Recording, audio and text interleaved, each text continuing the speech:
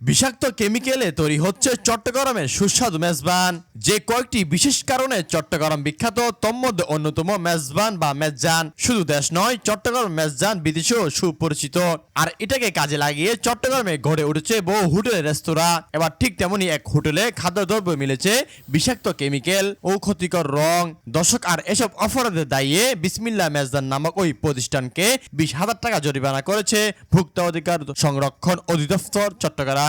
বৃহস্পতিবার 1 জানুয়ারি দুপুরে নগরের নতুন ব্রিজ সংলগ্ন বিসমিল্লাহ মেজদানে অভিযান পরিচালনা করে এই জরিমানা করা হয়। ভোক্তা জানায়, এই হোটেলে বিষাক্ত কেমিক্যাল ও ক্ষতিকর রং পাওয়া যায়। এগুলো মিশিয়ে তারা খাবার তৈরি করে। চট্টগ্রাম মেট্রোপলিটন পুলিশের একটি টিমের সমন্বয়ে এই অভিযান পরিচালনা করে ভোক্তা অধিকার সংরক্ষণ অধিদপ্তর। এতে উপস্থিত ছিলেন সহকারী পরিচালক আনিসুর রহমান, সহকারী পরিচালক মাহমুদা আক্তার ও সহকারী পরিচালক রানা দেবনাথ। দর্শক, এই ছিল চট্টগ্রাম নতুন ব্রিজ থেকে সর্বশেষ আপডেট।